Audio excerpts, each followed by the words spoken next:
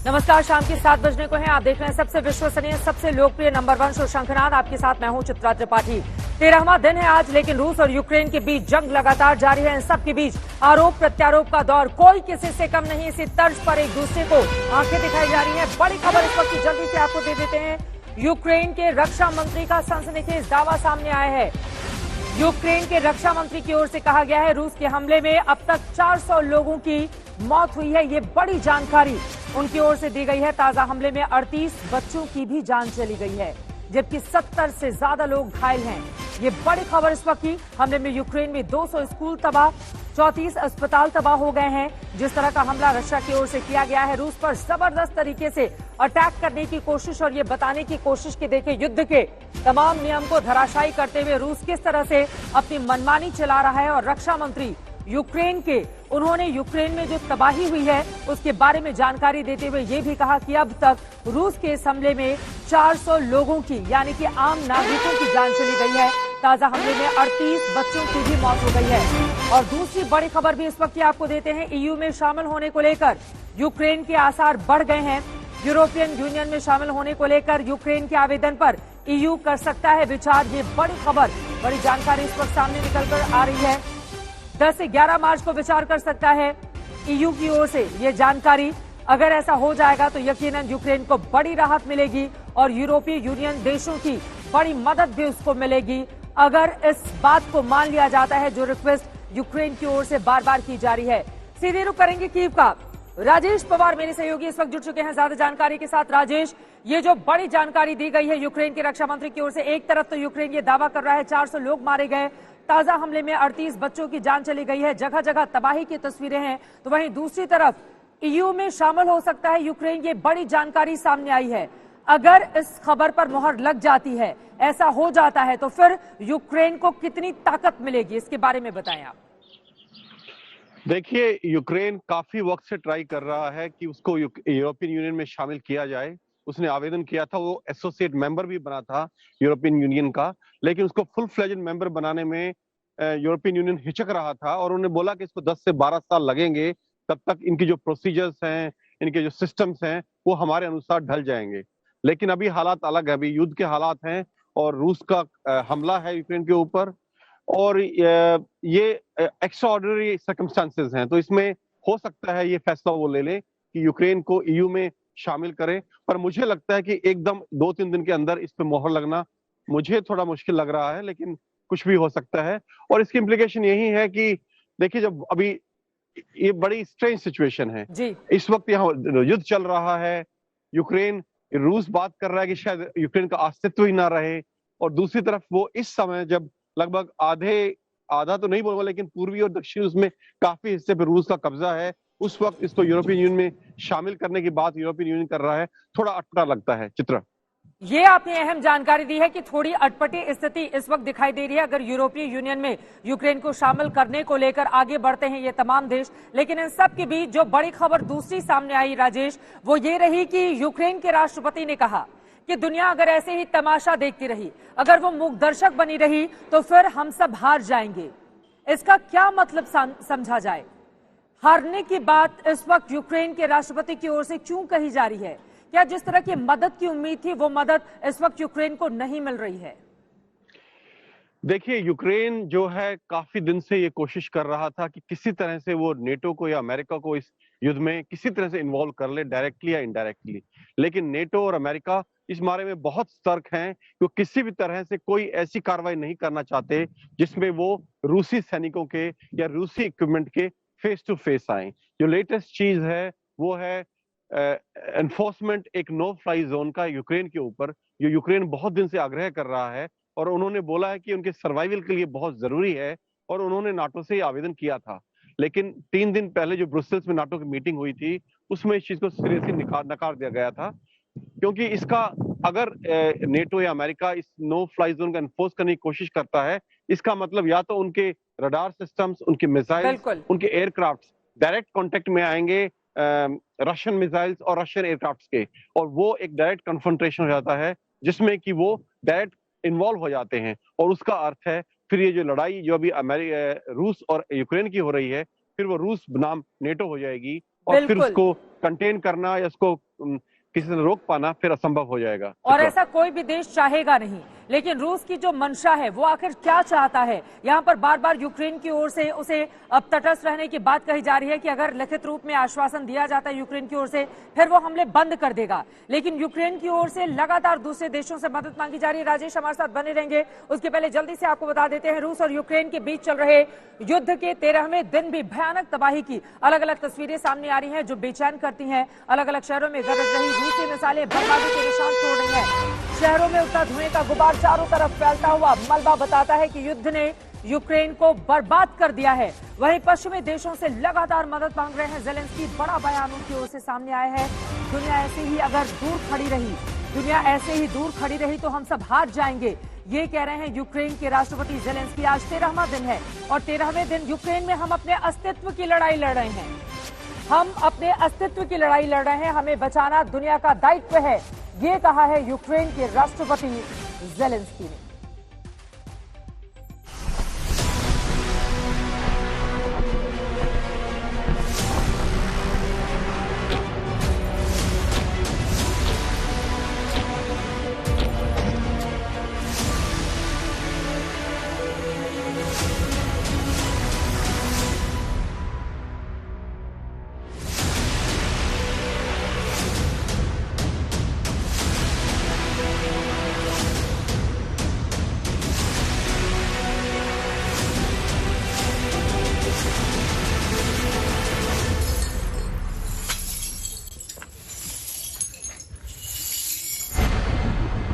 कौन चाहेगा भला जलते हुए घर देखना? कौन चाहेगा शहरों का इस कदर उजाड़ होते देखना? कौन चाहेगा बर्बादी का ये मंजर देखना? ये सवाल पूरी दुनिया पूछ रही है, क्योंकि शहर के शहर राख का ढेर होते जा रहे हैं। ये सूमी की तस्वीर है। रात को रूसी हमले से सूमी शहर धमाकों से दहल उठा और जब सवेरा हुआ तो खाक में मिले शहर का ये मंजर सामने आया। रूस की एयर स्ट्राइक यूक्रेन के शहरों को मिट्टी में मिला रही है, मगर यूक्रेन भी डटा हुआ है। सूमी में जहां रूसी विमानों ने तबाही मचाई, वहीं यूक्रेन ने रूसी विमान को मार गिराया।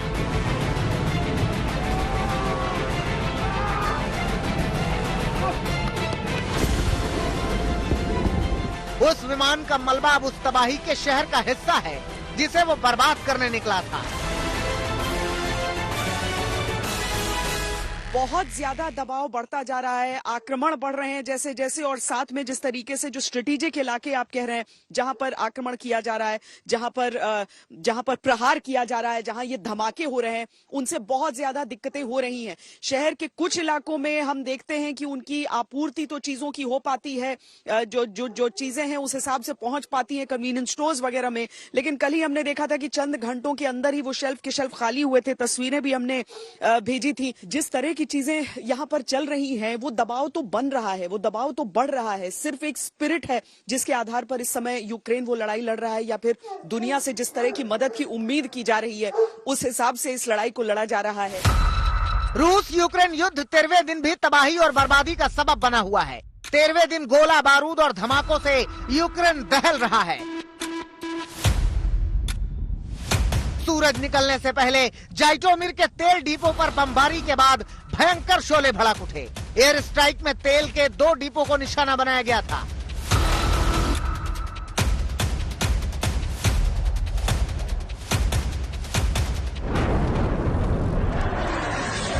यूक्रेन स्टेट इमरजेंसी सर्विस के मुताबिक रूसी लड़ाकू विमानों ने जाइटोमिर के साथ ही चर्निहिव के तेल डिपो को भी निशाना बनाया।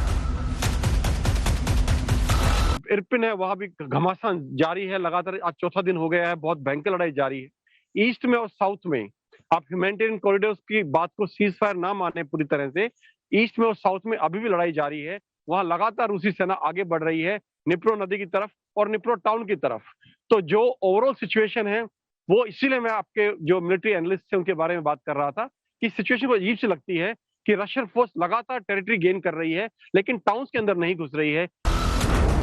रूस ने पहले ही भारी तबाही झेल रहे अख्तिरका पर भी जबरदस्त बमबारी की है। दूसरी तरफ यूक्रेनी सेना और लड़ाके लगातार रूस को भी निशाना बना रहे हैं। अब ये तस्वीरें देखिए, ये तस्वीरें निकोलीव की बताई जा रही हैं। इस वायरल वीडियो में दावा किया जा रहा है कि निकोलीव पर रूस ने ताबड़तोड़ मिसाइल से हमला किया है। एक बहुत ही निर्णायक दौर में आज 13 दिन हो गए हैं। आज 13वां दिन है इस लड़ाई का और इस समय यह लड़ाई और भीषण होने का अनुमान लगाया जा रहा है। जिस तरह से अब कहा गया है कि रूस की सेना ने अपने आप को रीग्रुप किया है। रूस की सेना अब एक डायरेक्ट अटैक मोड में यहां पर कीव की ओर आगे बढ़ सकती है। हालांकि इस समय कहा यह जा रहा है रूस की तरफ से यूनिलैटरल सीजफायर है ताकि विदेशी जितने यहां पर हैं, जो नॉन कॉम्बैटेंट्स यहां पर हैं, वो यहां से सुरक्षित निकल जाए। खरसन में रूसी सैनिकों के खिलाफ यूक्रेनियों के गुस्से की तस्वीरें भी देखिए, जहां रूसी सैनिकों के सामने लोग खड़े हो गए हैं और लोगों को यहां से हटाने के लिए रूसी सैनिक हवा में फायरिंग कर रहे हैं।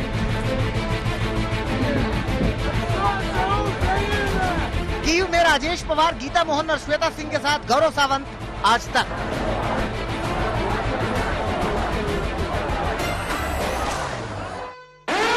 भीषण युद्ध इस वक्त देखने को मिल रही है, जगह जगह तबाही का मंजर है। और इस वक्त की बड़ी खबर आपको जल्दी से दे देते हैं। कीव में लगातार बज रहे हैं सायरन, कभी भी कीव में हो सकते हैं हवाई हमले, इस तरह की जानकारी निकलकर सामने आ रही है। राजेश पवार मौके से लगातार जुड़े हुए हैं। राजेश, क्या है स्थिति? कीव में आपकी मौजूदगी है, कहा जा रहा है कभी भी वहां पर हवाई हमला हो सकता है क्योंकि सायरन की आवाजें रह रहकर वहां पर सुनी जा सकती हैं। राजेश, देखिए चित्रा, अभी 2 मिनट पहले जब आप रिपोर्ट दिखा रही थी तो यहाँ सायरन बजा था लगातार 2-3 बार और एक धमाके की आवाज भी आई थी। अब वो धमाका कीव के अंदर है या आउटस्कर्ट्स पे, ये कहना मुश्किल है, लेकिन एक धमाका जरूर हुआ है और एयर सायरन बजा है यहाँ पे। अभी 5 मिनट पहले जब आप रिपोर्ट दिखा रहे थे उस वक्त एयर सायरन बज रहा था। लेकिन मुझे नहीं लगता कि अभी, क्योंकि ह्यूमैनिटेरियन कॉरिडोर अनाउंस किया हुआ रशिया ने कि वो इसके ऊपर कोई हवाई हमले कीव के ऊपर आज करेगा। और मैं आपको ये भी जानकारी दे दूं कि आज इंडियन एम्बेसी ने एक और एडवाइजरी जारी की है कि जो इंडियंस रह गए हैं अभी यहाँ पर कीव में, वो इस ह्यूमैनिटेरियन सीजफायर का फायदा उठा के निकल जाएं कीव से जल्दी, चाहे वो ट्रेन के माध्यम से या ट्रेन या बस या टैक्सी के माध्यम से, लेकिन वो कीव छोड़ दें। ऐसा एडवाइजरी इंडियन एम्बेसी ने आज जारी किया है। चित्रा, लगातार एक के बाद एक एडवाइजरी और जैसा कि जानकारी दे रहे हैं राजेश, कीव में मौजूद है, उनका ये कहना है कि सायरन भी बजा है और धमाके की आवाज भी सुनी गई है। राजेश के पास मैं फौरन जाऊंगी, लेकिन उसके पहले इरपिन चलते हैं। श्वेता सिंह वहां से हर एक जानकारी आप तक पहुंचाती हुई। श्वेता, इरपिन में इस वक्त क्या स्थिति बनी हुई है? आप कहां पर हैं? आज दिन भर क्या हुआ है? इरपिन से क्या बड़ी खबर? सड़कों पर हूँ और नहीं चित्रा, मैं इस समय कीव की ही सड़कों पर हूँ और बूचा के इलाके में हम आज गए थे। इरपिन का जो हिस्सा हमने आपको दिखाया, वहां पर जो ब्रिज है उसे यूक्रेन की सेना ने ही उड़ा दिया ताकि अगर एडवांसिंग फोर्सेस बढ़े तो उनका रास्ता रुके कुछ देर तक के लिए। अब सैन्य क्रम जिस तरीके से होता है उसमें हम समझते हैं कि वो एक ब्रिज जरूर बना सकते हैं, लेकिन कम से कम कुछ घंटों के लिए उन्हें वहां पर रोक पाना संभव हो पाएगा। अब चूंकि वो समय नजदीक आ रहा है धीरे धीरे जब यहाँ पर कीव शहर में कर्फ्यू लगा दिया जाता है, इसीलिए आपको हटना पड़ता है कुछ इलाकों से, वहां पर आप इस समय कवरेज नहीं कर सकते हैं। लेकिन इरपिन के भीतर भी, उस शहर के भीतर भी घुसकर हमने देखा, मुझे एक ऐसा आर्मी ऑफिसर मिले जिन्होंने कहा कि उनकी आंखों के सामने एक परिवार के 3 लोगों को गोलियों से मार दिया गया था। कुछ ऐसे रूसी लोग मिले, कुछ ऐसे यूक्रेन के लोग मिले जिन्होंने बताया कि उनके जो बाकी जान पहचान के लोग हैं उनके घरों के इर्द गिर्द चूंकि उस तरह की भीषण जंग चल रही है, वो अपने घरों से निकल ही नहीं पा रहे हैं। आज भी बड़ी संख्या में बहुत सारे लोगों को उस इलाके से निकाला गया। आप समझिए नॉर्थ वेस्ट का इलाका ये हो जाता है, कीव से लगता हुआ नॉर्थ वेस्ट का इलाका हो जाता है, करीब 20 मील की दूरी आप समझ लीजिए। जो सायरन्स बजते हैं अमूमन वहां पर बहुत भारी गोलाबारी वहां पर हुई है। आज भी चित्रा, जब हम वहां पर खड़े थे उस समय बहुत ज्यादा शेलिंग की आवाजें एक के बाद एक आती जा रही थी और लोगों को बहुत तेजी से दौड़ते हुए निकाला जा रहा था। जो बुजुर्ग थे उनको अपने हाथों से उठाकर जो सैनिक थे वो निकाल रहे थे, जो उनका थोड़ा बहुत सामान था उसे अपने हाथों में लेकर निकाल रहे थे, क्योंकि ब्रिज को उड़ा दिया गया है और उस शहर से निकालना था लोगों को। तो नदी जो चल रही है उसके साथ एक बहुत कच्ची सी पगडंडी बनाई गई है ताकि उसके ऊपर से लोग होते हुए निकल पाए। ठीक है श्वेता, मैं फौरन आपके पास आऊंगी। यूक्रेन से भारतीयों के रेस्क्यू को लेकर बड़ी खबर सामने आ रही है। यहाँ पर सुमी में फंसे सभी भारतीय निकाल लिए गए हैं। ये राहत भरी खबर है। ये राहत भरी खबर है। रेस्क्यू पर विदेश मंत्रालय की ओर से जानकारी दी गई है। सुमी में 700 से ज्यादा भारतीय फंसे हुए थे और खबर यह है कि इस इलाके में जहां जबरदस्त बमबारी हो रही थी, फिलहाल वहां से रेस्क्यू कर लिया गया है तमाम भारतीयों को। विदेश मंत्रालय की ओर से यह बड़ी जानकारी दी गई है। यूक्रेन में सुमी में फंसे हुए भारतीयों के रेस्क्यू को लेकर यह बड़ी खबर है। सभी को सुमी से निकाल लिया गया है। श्वेता, ये बड़ी खबर, सुमी में बड़ी तादाद में भारतीय फंसे हुए थे, उनकी तस्वीरें भी हम दिखा रहे हैं, लेकिन सभी को रेस्क्यू कर लिया गया है। ये एक राहत भरी खबर सुमी से सामने आई। जी, जंग बहुत भीषण और भीषण होती जा रही थी वहां पर, और सुमी से निकालना बहुत ज्यादा जरूरी था। कह रहे हैं कीव के लिए उसी तरीके का अलर्ट है। दरअसल यहाँ के बारे में एक और चीज कही जा रही है, वो ये कि जो यहाँ से अभी शहरों से निकलने का रास्ता है वो ट्रेन का वो ट्रैक है, तो क्या उस पर प्रहार किसी तरीके से होगा जिसके बाद आप पश्चिम की ओर आगे नहीं बढ़ पाएंगे? तो ये एक बहुत बड़ी आशंका। और जो एक दूसरी बात कही जा रही है ना कि शहर पर बहुत भीषण बमबारी, तो इसको लेकर बहुत अलग अलग राय आ रही है कि क्या वाकई रूस नष्ट करना चाहेगा एक पूरे शहर को, या फिर उसका आक्रमण थोड़ा लोकलाइज्ड रहेगा, जो उसका एक लक्ष्य है उसकी तरफ वो उस तरीके से बढ़ेगा। सुमी का जो इलाका है वहां पर जिस तरह की जंग चल रही थी, धुएं उठते हुए आसमान में हम लगातार वहां से देख रहे हैं, तो उस स्थिति में उन भारतीयों को वहां से निकलना बहुत मुश्किल हो रहा था, लेकिन उन सबको तेजी से वहां से रेस्क्यू किया गया है। ये सुरक्षित गलियारा जो दिया जा रहा है रूस की तरफ से, अगर उस समय आसमानी आक्रमण बंद किए जाते हैं और सबको निकाला जाता है तो ये एक बहुत राहत उस समय होती है। और ये बहुत बड़ी खबर है चित्रा कि एक एक व्यक्ति को वहां से, जो भारतीय है उन सबको वहां से निकाला जा चुका है, क्योंकि सब बहुत परेशान थे। आपको भी मालूम है, आपको भी वो मेल्स आ रहे हैं, मुझे भी आते हैं, सबको आते हैं कि किस तरीके से आप गाइड कीजिए कि कैसे निकाले, वहां पर फंसे हुए हैं हमारे लोग, वो निकाले कैसे। तो यही वो समय होता है जब वो निकलकर वहां से आगे बढ़ पाते हैं। यही वो समय होता है जब ट्रेनों से या बसों का इंतजाम किया गया कि लोगों को वहां से किसी तरीके से निकाला जा सके। और हर एक भारतीय को यहां से निकालना है, ये संकल्प बहुत जरूरी था। वो निकले हैं पूरे देश के लिए राहत। चित्रा, क्योंकि युद्ध विराम हुआ था उसकी वजह से ये खबर सामने आई। एक बहुत बड़ी चुनौती थी, इतनी बड़ी तादाद में वहां से जो जंग के हालात वहां पर बैठे हुए हैं। राजेश से जल्दी से कमेंट करके मैं श्वेता फौरन आपके पास आऊंगी। राजेश, सुमी से तो भारतीयों को निकाल लिया गया जो फंसे हुए थे, अगर यूक्रेन के बाकी हिस्सों की हम बात करें तो वहां पर कितनी तादाद में भारतीय छात्र फंसे हुए हैं, इसको लेकर क्या कोई भी आंकड़ा है आपके पास? गौरव सावंत भी हमारे साथ जुड़ चुके हैं, लेकिन पहले जल्दी से राजेश।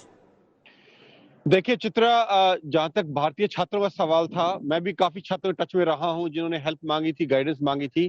सुमी मेरे ख्याल से लास्ट ऐसा शहर था जहां अभी भी भारतीय छात्र फंसे हुए थे, और अगर वो वहां से निकल गए हैं तो इसके बाद मेरा मानना है कि छात्र लगभग पूरे यूक्रेन से इस वक्त फिर बाहर निकल चुके हैं। और अगर इसके बाद सीज फायर खत्म होता है तो भारतीय छात्र कम से कम सुरक्षित जगहों पर पहुंच जाएंगे, उससे पहले कि सीज फायर खत्म हो। चित्रा, हिंदुस्तान के सामने यही सबसे बड़ी चुनौती थी, अपने छात्रों को सुरक्षित कैसे घर वापसी कराई जाए। गौरव सावंत जुड़े हुए हैं। गौरव, राहत भरी खबर है ये सभी के लिए, हम सभी के लिए, क्योंकि एक छात्र को गोली लग जाती है, एक हमारा छात्र वहां पर गोली लगने की वजह से जो धमाके होते हैं उसके कारण खार्किव में उनकी जान चली जाती है। अब जब ये खबर है कि तमाम हिस्सों से ये जो युद्ध विराम हुआ उसका फायदा मिला और हमारे जितने भी छात्र थे उन सभी को बाहर निकाला जा चुका है यूक्रेन से, कितनी बड़ी राहत है ये हिंदुस्तान के नजरिए से? गौरव,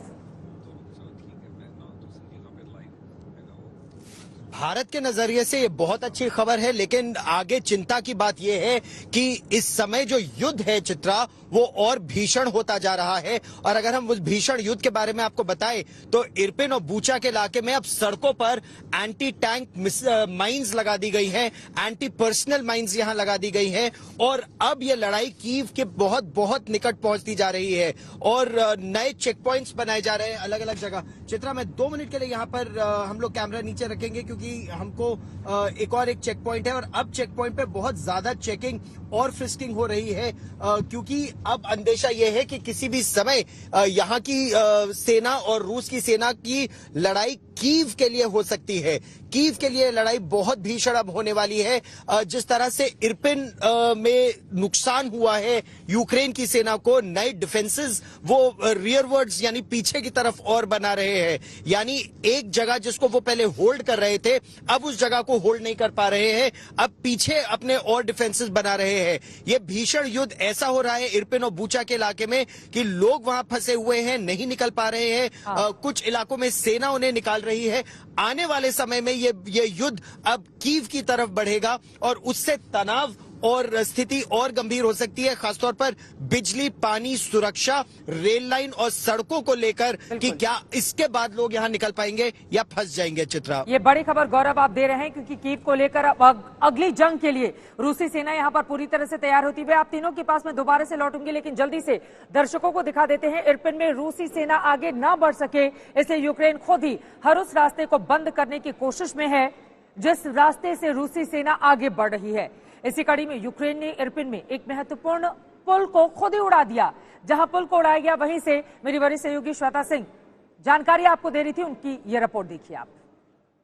मेरे पीछे ये इरपिन नदी आप देख रहे हैं, जिसके नाम पर इस शहर का नाम बना है, और उसके ऊपर आप ये क्षतिग्रस्त ब्रिज देख रहे हैं। ये किसी रूसी आक्रमण में ध्वस्त नहीं हुआ है, बल्कि रूसी फोर्सेस के एडवांस को रोकने के लिए इसे धाराशायी कराया गया है, ताकि रूस की सेना अगर आगे बढ़ना चाहे तो वो आगे नहीं बढ़ सके। और इसीलिए इसी तरीके की जितनी भी ब्रिजेस हैं, क्योंकि कीव तक बढ़ने के लिए रूस को इनका इस्तेमाल करना होगा। अब देखिए, इसके बावजूद जो सेना है कोई भी, वो एक ब्रिज का निर्माण तो करेगी, जो एक अस्थायी ब्रिज होती है जिसके ऊपर से टैंक के टैंक क्रॉस कर सकते हैं, लेकिन उसमें समय लगेगा। और समय ही है जो यूक्रेन इस समय हासिल करना चाहता है, समय ही है जो रूस के पास नहीं है, समय ही है जो निर्धारित करेगा कि क्या होगा कीव शहर के साथ, क्या होगा यूक्रेन देश के साथ। ये पूरी तरीके से ब्रिज जो धाराशायी हुआ, कितना मजबूत निर्माण रहा होगा वो देखिए।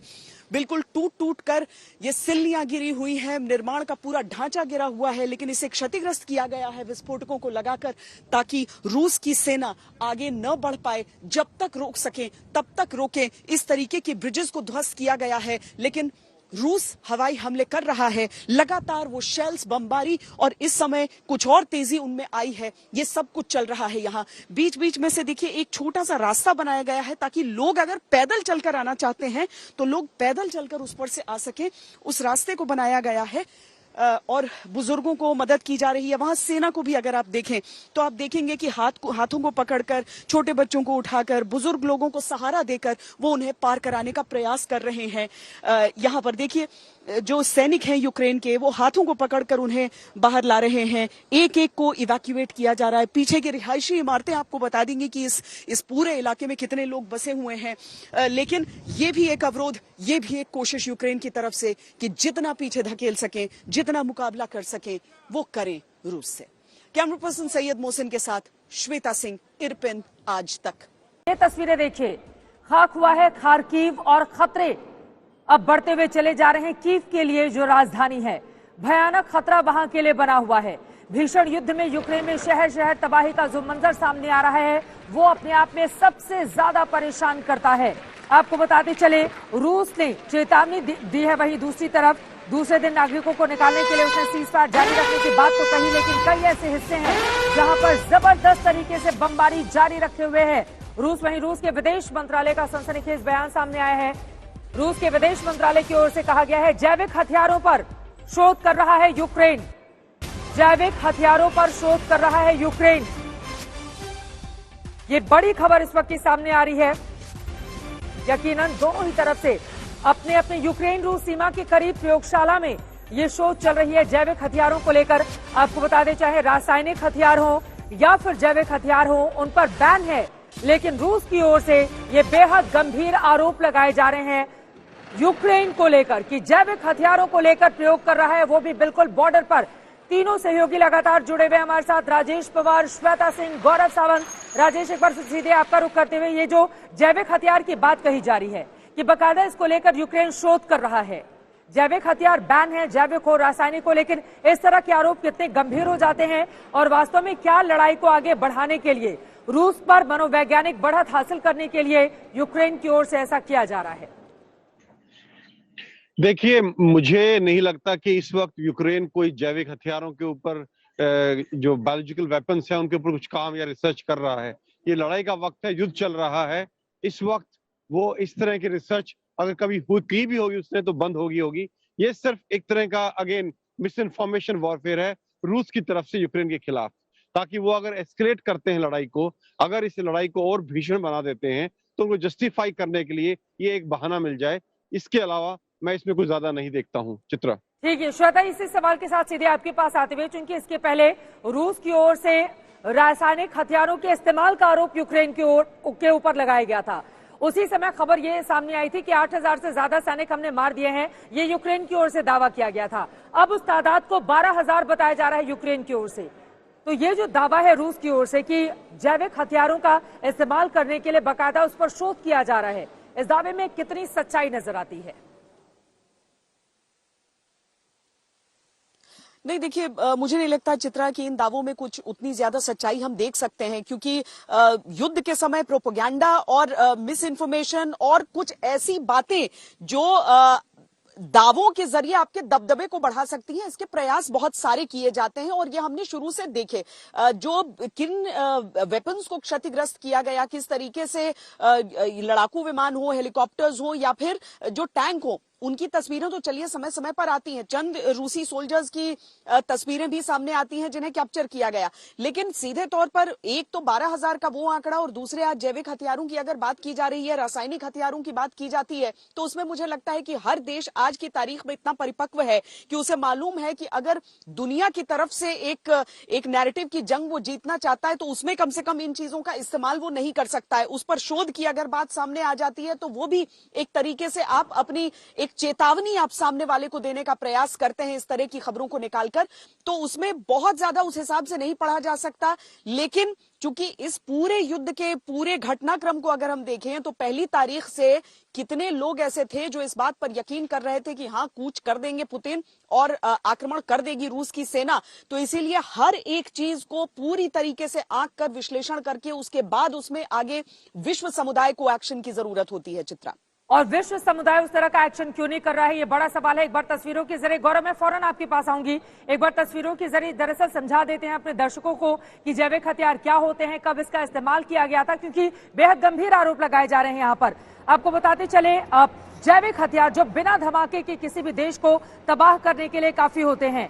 WHO के मुताबिक जब बैक्टीरिया, वायरस और फफूंद जैसे संक्रमणकारी तत्वों का इस्तेमाल जानबूझकर इंसानों को संक्रमित करने के लिए किया जाता है तो उसे जैविक हथियार कहा जाता है। और इसका प्रयोग अगर इंसानों पर किया जाता है तो इसका खतरा बहुत ज्यादा और बहुत बड़ा होता है। गौरव, इसी सवाल के साथ, चूंकि जगह जगह से तबाही की तस्वीरें सामने आ रही है यूक्रेन में, रूस की ओर से ये आरोप लगाए जा रहे हैं, हालांकि इसके पहले हमारे दोनों ही सहयोगी इस बात का खंडन करते हुए कि एक ऐसे वक्त में जब युद्ध चल रहा हो तो जैविक हथियार को लेकर कोई भी प्रयोग क्यों करेगा, लेकिन किसी भी तरह के संयोग से भी इनकार नहीं किया जा सकता है। फिलहाल कीव में आपकी मौजूदगी है, ये जो वार पलटवार का दौर चल रहा है ये आगे किस तरफ बढ़ता हुआ नजर आ रहा है? आज 13वां दिन है, इसके आगे और कितना लंबा खींचेगा और विश्व के जो ताकतवर मुल्क हैं वो आगे आकर इसको रोकने की कोशिश उस तरह से करते हुए नजर क्यों नहीं आ रहे हैं? गौरव, चित्रा, प्रयास तो दुनिया के कई देश कर रहे हैं, लेकिन रूस एक बार अब अपना मन बना चुका है कि वो यहां सत्ता परिवर्तन करेगा, तो इसके लिए रूस आगे बढ़ रहा है। और आज ही यूक्रेन की सेना के जो चीफ ऑफ डिफेंस स्टाफ है, चीफ ऑफ जनरल स्टाफ, उन्होंने ये कहा है कि रूस अपनी पूरी सेनाओं को रीऑर्गेनाइज कर रहा है। रूस ने यहां पर अपने चेचनिया से जो फाइटर्स हैं, जो बहुत जबरदस्त कमांडो ऑपरेशंस हैं, जो वैगनर की टीम्स हैं और जो स्पेट्सनास के स्पेशल फोर्सेस के कमांडोज हैं, ये 3 अलग अलग ग्रुप्स को अब रूस ने रीऑर्गेनाइज करके राजधानी कीव पर कूच करने को कहा है। इसके अलावा उत्तर, पूर्व और पूर्व से 2 बड़े हमले हो रहे हैं, दक्षिण से भी रूस की सेना आगे बढ़ रही है। तो एक तरफ से हर तरफ से कीव को घेरने का और उसका गला घोटने का एक तरह से प्रयास हो रहा है। बिजली पर अंकुश लगाने का प्रयास कर रहे हैं राष्ट्रपति पुतिन, गैस सप्लाई पर अंकुश लगा रहे हैं। एक तरह से एक राजधानी को, लोगों को उनके घुटनों पर लाने की यह साजिश है ताकि लोग राष्ट्रपति ज़ेलेंस्की के विरुद्ध हो जाए। राष्ट्रपति ज़ेलेंस्की ने एक वीडियो जारी करके कहा है, सेल्फी मोड में कैमरा के साथ यह कहा है कि मैं यही राजधानी में हूं, मैं भागा नहीं हूं। वो आखिरी दम तक लड़ने की बात कर रहे हैं। यहां के लोग, यहां की जनता यहाँ की सेना आखिरी दम तक लड़ने की बात कर रही है, लेकिन कितने समय तक वो इस तरह से लड़ पाएंगे, जिस तेजी से रूस की सेनाएं अब रीऑर्गेनाइज करके एक बड़े असॉल्ट के लिए तैयार हो रहे हैं। जिस तरह से आज हम लोगों ने देखा बूचा में और इरपिन में जो ऑपरेशंस चल रहे हैं, जिस तरह की खबरें आ रही हैं मिसाइलों से विनिशिया पर अटैक हुआ है, जिस तरह की खबरें खार्किव से आ रही हैं, यह दर्शाता है कि रूस अब हर शहर पर दबाव बनाते हुए राजधानी कीव पर अंकुश लगा रहा है। इंटरनली यहां खबर यह भी आई है कि कई अब राज्यों से एंटी टैंक वेपन्स और एंटी एयर वेपन्स राजधानी कीव की सुरक्षा के लिए लाए जा रहे हैं। इसका मतलब बाहरी सुरक्षा घेरा कमजोर होता जा रहा है और अंदर का सुरक्षा घेरा मजबूत किया जा रहा है ताकि कीव का बचाव हो सके। यह लड़ाई अब एक बहुत निर्णायक दौर की ओर बहुत तेजी से बढ़ रही है। चित्रा, राजेश, निर्णायक मोड़ की तरफ जाती हुई ये लड़ाई दिखाई दे रही है, लेकिन रूस जो यूक्रेन से चाहता है, यूक्रेन वो करने के लिए तैयार नहीं। ऐसे में रूस जैसी बड़ी फौज, बड़ी सेना के सामने यूक्रेन कब तक टिका रहेगा? देखिए चित्रा, ये बहुत ही मुश्किल सवाल है कि लड़ाई कब तक चलेगी और यूक्रेन कब तक टिका रहेगा। ये सब डिपेंड करेगा कि रूस क्या फैसला करता है, इस वॉर को कितना एस्केलेट करता है और कितनी ज्यादा फोर्स को इस्तेमाल करने की कोशिश करता है। देखिए, मैं आपको बता दूं, अगर रूस ने शुरू से ही इसको एक फुल फ्लेज्ड वॉर की तरह लिया होता तो भी मैं मानता हूं कि यूक्रेन ज्यादा दिन नहीं टिक सकता था। रूस ने इसको पूर्ण आक्रमण नहीं लिया है, पूरी अपनी ताकत नहीं झोंकी इसमें अभी तक, और उसने धीरे धीरे एस्केलेट किया है। अभी भी बातचीत का दौर जारी है। अभी टर्की में बातचीत होनी है, रूस के, यूक्रेन के और टर्की के विदेश मंत्रियों के बीच में कहीं ना कहीं बातचीत का दौर जारी है। इसीलिए यूक्रेन जो कीव पे हमला है इतना डिले हुआ है, और मुझे लगता है कहीं ना कहीं डिप्लोमेसी को चांस मिलेगा और ये हमला जो है कोई ना कोई बीच की बात निकलेगी, ऐसा मुझे लग रहा है। और अगर हमला होगा तो उसमें भी कम से कम 3-4 दिन लगेंगे इससे पहले कि कीव के ऊपर फुल फ्लेज्ड हमला हो। चित्रा, ये अहम जानकारी राजेश आप दे रहे हैं, लेकिन बड़ा सवाल कि क्या अब ये माना जा सकता है कि दरअसल दूसरे देश अपने आप को पीछे जिस तरह से किए हुए हैं, अब सारा का सारा फैसला रूस को ही लेना है? जेलेंस्की उनसे बातचीत करना चाहते हैं, क्या राष्ट्रपति पुतिन इसके लिए तैयार होंगे? एक बड़ी खबर आ रही है श्वेता, उसके बाद में फौरन आपके पास आऊंगी। रूस से तेल आयात पर अमेरिका लगाएगा रोक, बहुत बड़ी खबर। रूस पर दूसरे प्रतिबंध भी अमेरिका लगाने की तैयारी में है। रूस से तेल आयात को लेकर ये बहुत बड़ी खबर है। तेल आयात रोक देगा अमेरिका, और इसके अलावा आपको बता दें दूसरे और भी कई प्रतिबंध लगाने की तैयारी में है। सीधे तौर पर इस बैन के मतलब श्वेता क्या समझा जाए? अमेरिका की ओर से तेल आयात, विश्व भर में कितनी बड़ी तादाद में तेल का आयात, क्योंकि रूस उसका गढ़ है, और अगर अमेरिका इसको लेकर बैन लगाता है तो इसका सीधा सा मतलब क्या समझा जाए श्वेता? नहीं, सीधा सा मतलब यूरोप के बाकी देशों पर भी उसका देखना होगा चित्रा, जिसको यूरोप के कुछ देशों ने शुरुआत में कह दिया था कि अब इसके आगे प्रतिबंध होंगे तो हमारे ऊपर भी प्रतिकूल असर इसका पड़ सकता है, हमारे लिए सही नहीं रहेगा ये। और इसीलिए इस समय इस निर्णय के बाद बाकी देश क्या कहते हैं वो भी हमें देख लेना होगा, क्योंकि एक तरफ यहाँ है, देखिए जो आक्रांता फौज है वो आगे की ओर बढ़ रही है, यहाँ पर डिफेंड करने की कोशिश की जा रही है। प्रतिबंध अभी तक जितने भी लगाएंगे, ऐसा नहीं है कि कोई मामूली या हल्के प्रतिबंध लगाए गए हैं रूस पर भारी भरकम प्रतिबंध लगाए गए हैं। ऐसा कि इस युद्ध में जीत अगर हासिल भी कर ले रूस, उसके बाद उसके आने वाली पीढ़ियां जो हैं उन आर्थिक प्रतिबंधों को और तमाम तरह के जो प्रतिबंध लगे हैं उनको सहते हुए निकालेगी। तो ऐसा नहीं है कि रूस के लिए रास्ता आसान था, लेकिन उन प्रतिबंधों के बावजूद पुतिन ने जो एक निर्णय लिया वो निर्णय लिया और आगे बढ़ते गए। तो आज की तारीख में अगर इस तरह का एक निर्णय लिया भी जाता है जिसका असर न केवल रूस पर कि जितने भी उसके आसपास के देश हैं उन सब पर पड़ेगा, और जब हम उन कीमतों की बात के हिसाब से आगे बढ़ेंगे तो भारत तक उसकी आंच आएगी। तो कितने देश इस समय इस चीज को झेलने के लिए तैयार है? कोविड से निकली हुई इकोनॉमीज हैं ये, और अब प्रतिबंधों का जब असर नहीं हो रहा है, केवल समझ में आता है कि शायद एक सैन्य बीच बचाव के जरिए या फिर बातचीत की मेज पर ही, और जैसे राजेश भी कह रहे हैं ना कि डिप्लोमेसी को एक चांस मिलेगा, उसके लिए बातचीत की मेज पर ही कोई समाधान निकलना होगा। तो उसके जरिए कितना समाधान और इन प्रतिबंधों का क्या इस समय असर, क्योंकि बड़ा फैसला तो ये है, लेकिन असर केवल रूस पर नहीं है चित्रा। असर केवल रूस पर नहीं बल्कि दुनिया के तमाम मुल्कों पर पड़ेगा। और गौरव इसी के साथ, क्योंकि रूस दुनिया के बड़े तेल निर्यातकों वाले देश में से एक है, और अगर अमेरिका उस पर इस तरह का बैन लगाता है तो सिर्फ अमेरिका और रूस ही नहीं बल्कि दुनिया के कई ऐसे देश हैं जो सीधे इसके प्रभाव में आएंगे। कितना बड़ा फैसला अगर आपके नजरिए से हम देखना चाहें इसे तो? गौरव, एक बड़ी खबर आ रही है, उसके देखिए, बाद इससे इस सवाल का हाहाकार जवाब भी आप अमेरिका- दीजिएगा। यूक्रेन की सेना का बड़ा दावा सामने आया है। यूक्रेन की सेना ने रूस के जनरल को मारने का दावा किया है। रूसी जनरल को मार गिराने का दावा यूक्रेन की सेना की ओर से किया गया है। दोनों ओर से एक के बाद एक लगातार दावे किए जा रहे हैं और अब यहां पर यह बड़ा दावा किया जा रहा है यूक्रेन की ओर से। खार्किव के पास रूस के जनरल को मार गिराया है, यह बड़ा दावा यूक्रेन की सेना की ओर से किया जा रहा है। हालांकि कई ऐसे दावे जो रूस की ओर से किए जा रहे हैं या फिर यूक्रेन की ओर से किए जा रहे हैं, उसको क्रॉस चेक किए जाने की भी जरूरत है, क्योंकि बहुत सारे दावे बढ़ा चढ़ाकर भी किए जा रहे हैं। लेकिन स्पेसिफिक अगर जनरल को मार गिराने का दावा यहां पर यूक्रेन की ओर से किया जा रहा है तो ये फिर बड़ी खबर सामने है। इस पर भी गौरव आपसे जवाब, और साथ ही जो ये तेल को लेकर जो बैन अमेरिका की ओर से लगाया जा रहा है उस पर भी आपकी क्या है सोच?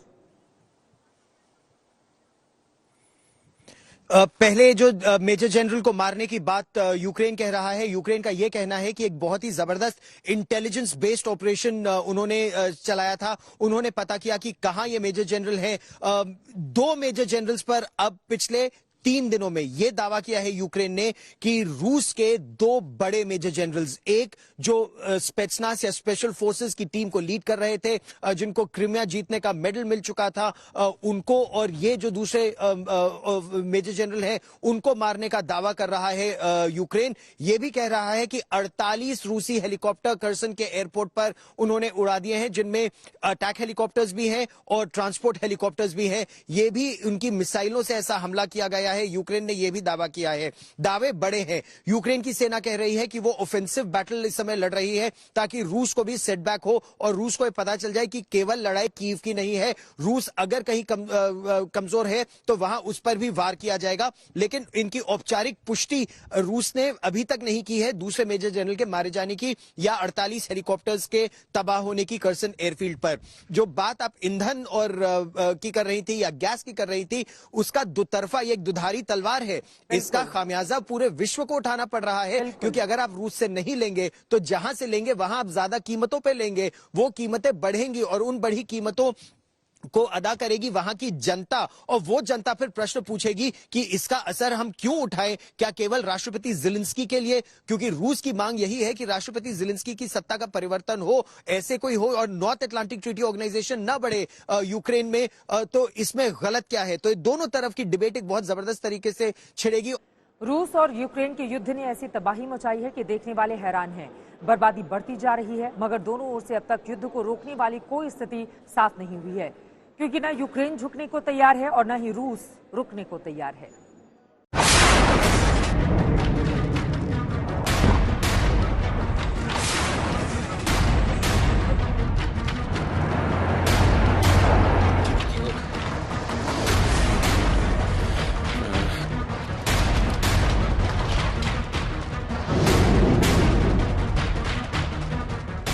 तेरह दिन से रूसी विमान यूक्रेन के शहर शहर को दहला रहे हैं।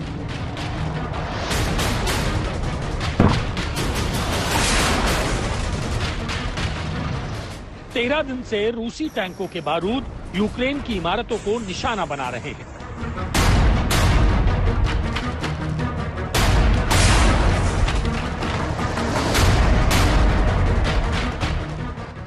यूक्रेन के बड़े बड़े भवन चकनाचूर हो रहे हैं और रूसी हमले से मलबे का ढेर हो रहे हैं।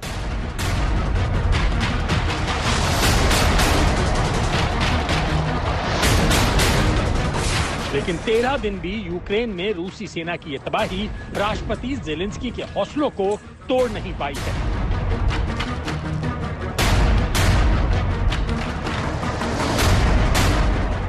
हर बार जब रूसी सेना की ओर से यूक्रेन को बड़े नुकसान का दावा होता है तो ज़ेलेंस्की फिर युद्ध को लेकर अपना जोशीला संदेश दुनिया के सामने लाते हैं और रूसी राष्ट्रपति पुतिन के खिलाफ ललकार लगाते हैं। Вечірній Київ. Наш офіс. Понеділок, вечір. Ви знаєте, ми звикли говорити понеділок день важкий. В країні війна, тож кожен день понеділок. ज़ेलेंस्की लगातार पुतिन के खिलाफ जंग के मैदान में डट कर खड़े हैं और किसी भी कीमत पर पीठ दिखाने को तैयार नहीं। हर बार जब भी रूस ये दावा करता है कि जेलेंस्की अपनी जान बचाकर यूक्रेन से भाग चुके हैं, तब तक जेलेंस्की खुद के कीव में ही मौजूद होने का सबूत देते हैं और कीव में ही रहकर रूस के हमलों का मुंहतोड़ जवाब देने का इरादा जताते हैं। Вечірній Київ. Наш офіс. Понеділок, вечір. Ви знаєте, ми звикли говорити понеділок день важкий. В країні війна, тож кожен день понеділок. हालांकि अगर जेलेंस्की वाकई कीव में हैं और उसी ठिकाने पर मौजूद हैं, तो अपनी लोकेशन जाहिर कर वो बहुत बड़ा खतरा मोल ले रहे हैं, क्योंकि यूक्रेन के राष्ट्रपति पुतिन के लिए वो मोस्ट वांटेड हैं और यूक्रेन में घुसी सेना के निशाने पर भी। रूस के बढ़ते हमलों के बीच जेलेंस्की ने कई बार पश्चिमी देशों से मदद की गुहार लगाई, लेकिन उन्हें कोई बड़ी मदद नहीं मिली। नेटो और यूरोपीय देशों ने यूक्रेन को रूस के सामने अकेला छोड़ दिया है। यूक्रेन की हवाई सीमा को नो फ्लाई जोन घोषित करने से इनकार कर दिया है। ऊपर से ना तो यूक्रेन को नेटो सदस्यता का कुछ अता पता है और न यूक्रेन को यूरोपीय यूनियन की सदस्यता मिलने के कोई आसार हैं। कोई नहीं जानता कि यूक्रेन कब तक घुटने नहीं टेकेगा।